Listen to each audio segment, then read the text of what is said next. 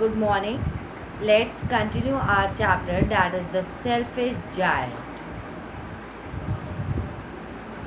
All day long they played, and in the evening they came to the giant to bid him goodbye.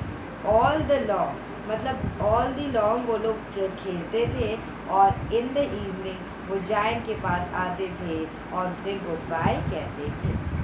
But where is your little companion? He asked. उसने पूछा उन बच्चों से कि तुम्हारा वो जो लिटिल कंपेनियन है, तुम्हारा जो लिटिल दोस्त है, वो कहाँ है? The boy I put into the tree. वो बॉय का जिसको मैंने ट्री पे बैठाया था, जिसको मैंने ट्री पे पुट किया था. The giant loved him the best because he had kissed him. Giant उसे बहुत ज़्यादा प्यार करता था. क्यों? क्योंकि उसने उसे किस किया था. Because he had kissed him. And we don't know, answered the children. और बच्चों ने क्या आंसर दिया था कि that is we don't know, हमें नहीं पता. He has gone away. वो कहीं चला गया था. Where he has gone. You must tell him to be sure and come tomorrow, said the giant. But the children said that they did not know where he lived and had never seen him before. And the giant felt very sad. फिर क्या हुआ कि giant ने कहा कि तुम बच्चों से कहा कि तुम लोग मतलब you must tell him, तुम लोग उसे ज़रूर बताना. To be sure मतलब to be sure नहीं, उसे ज़रूर बताना कि वो कल आएगा. But children ने क्या कहा? They did not know where he lived. उन्हें नहीं पता कि वो कहाँ रहता है.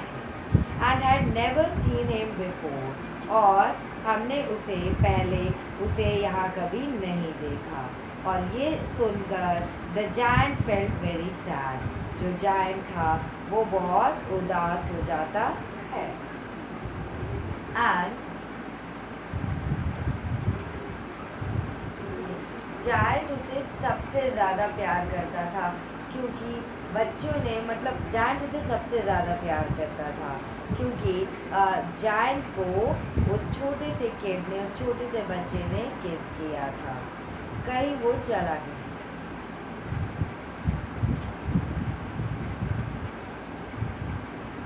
Every afternoon when school was over, the children came and played with the giant.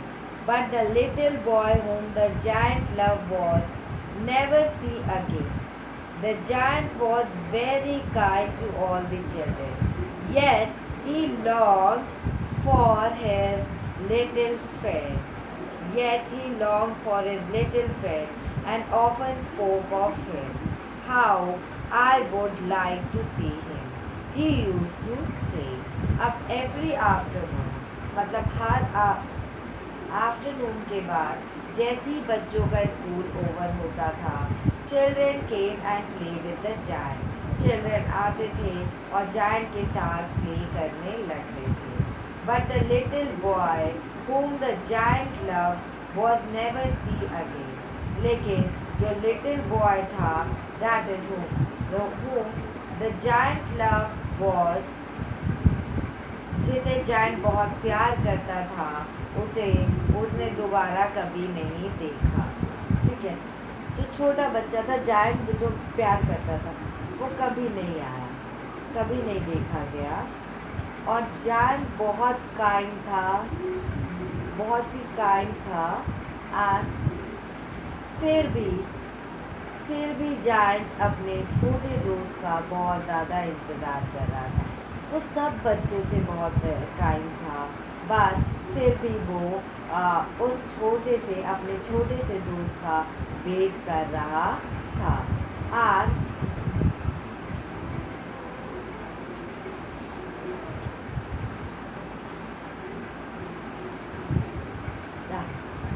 that is long for little friend, that is to desire. आप कह सकते हो, you can say to desire and earn भी इसे कहते हैं. ठीक है, दैट इज इवन भी उसे कहते हैं to drive greatly, that is वो बहुत ओन से उसका वेट कर रहा था उससे बातें करने के लिए। How I would like to, मैं उसे कैसे देख पाऊंगा, वो कहता है। And that years went by and the giant grew very old and feeble. He could not play with anymore. So he sat in a huge armchair and watched the children at their game and admired his garden. I have many beautiful flowers, he said, but the children are the most beautiful flowers of all. अब क्या हुआ था, years पे year बीतते चले गए, साल पे साल बीतते चले गए, और जो जायंट था वो ओल्ड होता चला गया था, जायंट ओल्ड होता चला गया, बूढ़ा होता चला गया था। आज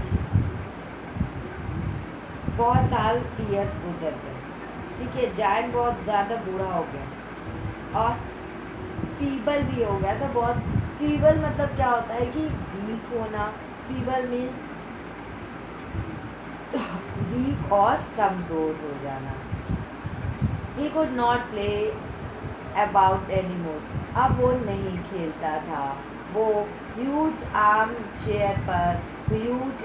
चेयर पर बैठ जाया करता था और watch the children eight their game, और जो बच्चे गेम खेलते थे वो उनको वॉच करता था, उन्हें देखता था। एंड वो उन्हें वॉच करता था, उन्हें देखता रहता था अपने आर्म चेयर पे बैठकर। And I have many beautiful flowers, उसने कहा कि मेरे गार्डन में बहुत सारे ब्यूटीफुल फ्लावर्स हैं, but the children are the most beautiful flowers of all, but जो चिल्ड्रन है वो मोस्ट ब्यूटीफुल फ्लावर है ऑफ ऑल, सबसे ज़्यादा ब्यूटीफुल फ्लावर है सब में। एंड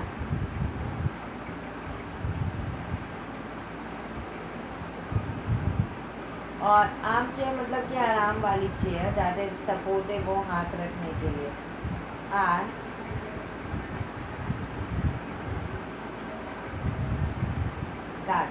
दैट मतलब अपने गार्डन की प्रशंसा करता था, एडमायर करता था, बहुत ज़्यादा ब्यूटीफुल फ्लावर्स हैं, लेकिन जो मोस्ट ब्यूटीफुल फ्लावर्स हैं वो कौन है, उस वहाँ के बच्चे हैं।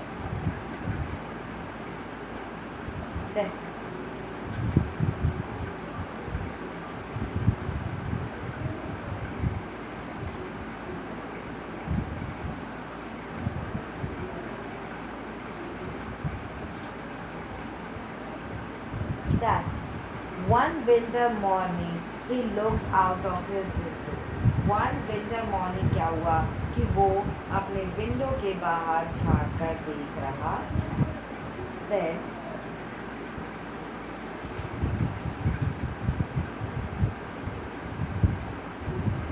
looked as he was dressing. ठीक है, that is one winter morning he looked out of his window as he was dressing. He did not hate the winter now, for he knew that it was merely the spring asleep, and that the flowers were resting. अब उसने क्या किया,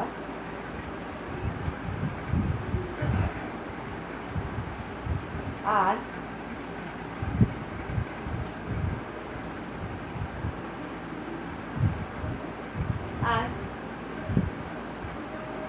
suddenly he rubbed his eyes in wonder and looked. It certainly was a marvelous sight. In the farthest corner of the garden was a tree, quite covered with lovely white blossoms. Its branches were golden and silver fruits used done from them. And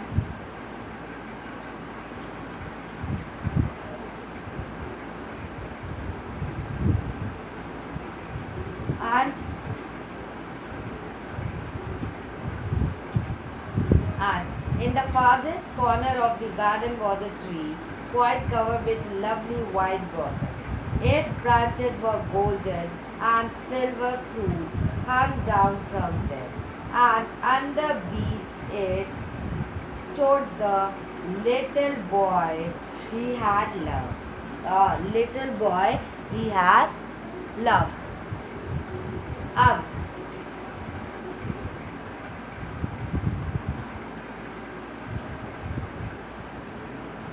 One winter morning he looked out of his window. वो अपने window के बाहर झाँक के देख रहा था. As he was dressing, he did not. अब वो विंटर से हेट नहीं करता था. For he knew that it was merely the spring asleep. और वो जानता था कि ये merely एक spring asleep है. And that the flowers were resting. और अगर आप देखें तो flowers भी resting position में है. Suddenly he rubbed his eyes in wonder and looked. Suddenly उसने क्या किया? उसने अपनी eyes को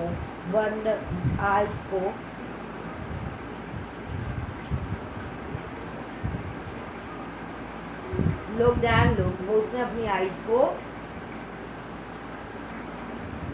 That is one day winter morning में क्या हुआ? He looked out of his window. वो अपने विंडो से बाहर झाँक रहा था. He was dressing. वो अपने कपड़े बदल रहा था. He did not hate the winter now. अब वो हेट नहीं करता था विंटर से. ठीक है हेट. अब उसे क्या लगता था?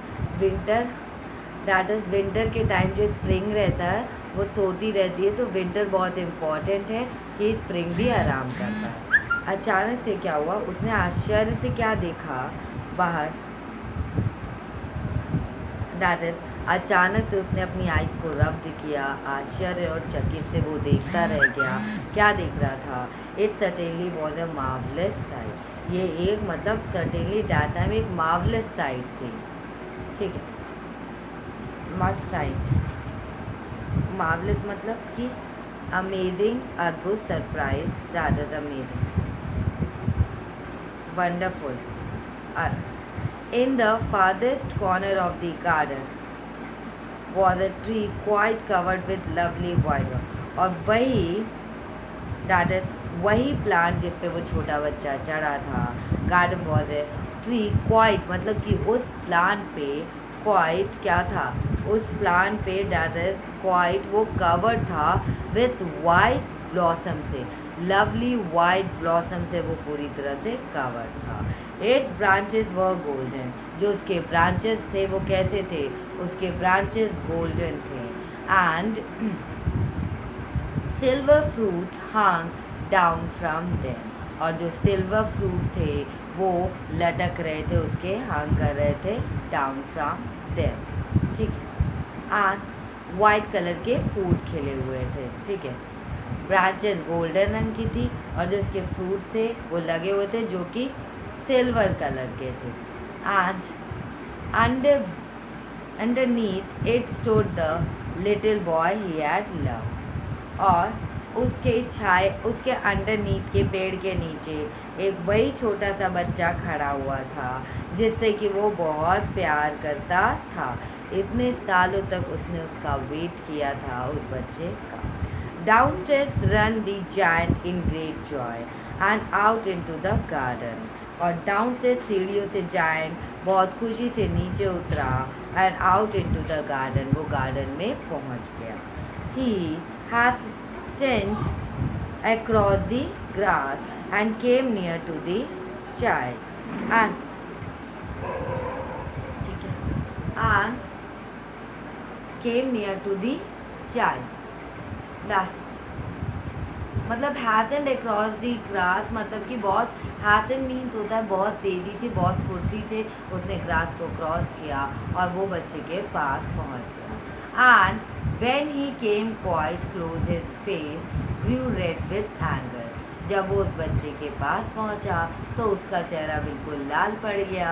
उस जायंट का गुस्से में भर गया और उसने कहा who had dared to wound thee.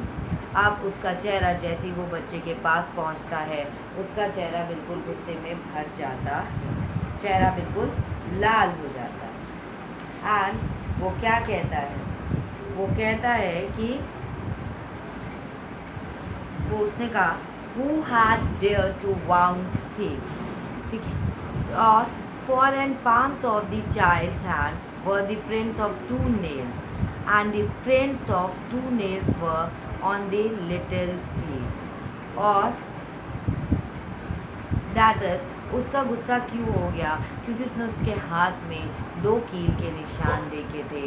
Palms पे child hands were the print, 2 nails के निशान देखे थे, और 2 नेल्स उसके फीट में भी, 2 नेल्स के पैरों में भी 2 कील के निशान थे.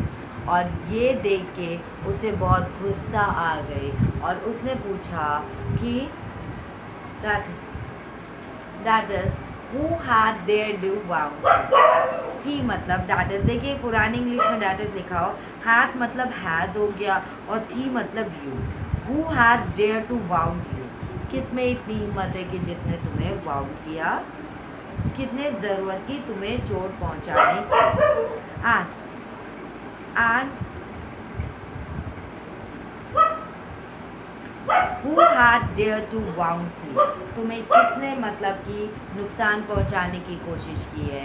cried the giant. giant ने तेजी से बोला, let me that I may take my big sword and slay him. और slay means होता है kill और nay means होता है no. अब क्या हुआ था कि उसने बोला कि tell me that I may take my sword, मैं अपना स्वॉर्ड लेता हूँ, that is slay him कि मैं उसे मार दूँगा. ठीक है, मैं उसे मार दूँगा.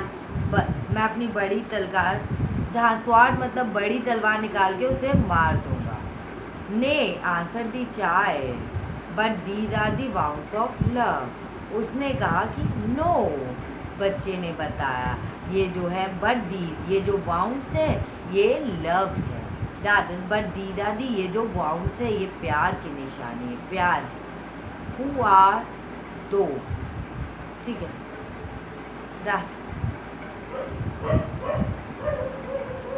that is क्या हुआ? who are those, said the giant, and a strange awe fell on him, and he knelt before the little child. And the child smiled on the giant and said to him, you let me play once in your garden. Today you shall come with me to my garden, which is paradise. And नेगा means कि no. बच्चे ने कहा आप किसी को नहीं मारो, ये जो वुंड है, जो घाव दिख रहे हैं, ये प्यार की निशानी है. Who are two? that is who are two. तो मतलब दाऊ मीन्स हो गया आर्ट, मतलब हो गया आर्ट, और दाऊ मीन्स हो गया यू. तुम कौन हो? जायंट ने पूछा. एंड ठीक है, ओल्ड इंग्लिश का वर्ड है यू है. दैट इज जायंट ने पूछा कौन हो तुम. और strange of fell on him and awesome, that is awesome. Feel awe means होता है feeling of respect. That is feeling of respect से देखना, feeling of respect and wonder. ठीक है, वो उस बच्चे को बहुत रिस्पेक्ट दे रहा था और बहुत ज़्यादा आश्चर्यचकित हो रहा था. ये कौन है बच्चा, वो जानना चाह रहा था. और उस बच्चे के सामने उसने घुटना टेक दिया. And the child smiled on the giant and said to him. जो बच्चा था वो जायंट की तरफ देख के स्माइल करता है और उसे क्या कहता है, you let me play once in your garden. और बोलता है आपने मुझे एक बार अपने गार्डन में खेलने दिया था. आज मैं आपको अपने गार्डन में ले जाने आया हूँ. एंड विच इज़ पैराडाइज, वो एक स्वर्ग है. दैट इज़ पैराडाइज मतलब क्या होता है, which is paradise, that is वो एक स्वर्ग है. And when the children ran in that afternoon they found the giant lying dead under the tree, all covered with white blossom. और जब क्या हुआ कि जब बच्चे वहाँ पर आए आफ्टरनून में स्कूल के बाद खेलने के लिए, तो उन्होंने क्या देखा, that is they found the giant lying dead. वो उन्होंने देखा कि वो अंडर द ट्री, वो मतलब कि under the tree giant lying मतलब जायंट वहाँ पे लाई हो गया है, गिरा हुआ है, दैट इज डेथ, जायंट की डेथ हो चुकी है। और ऑल कवर्ड विथ, और मतलब जायंट पूरी तरह से कवर्ड है वाइट ब्लॉसम से, ठीक है, वाइट ब्लॉसम से,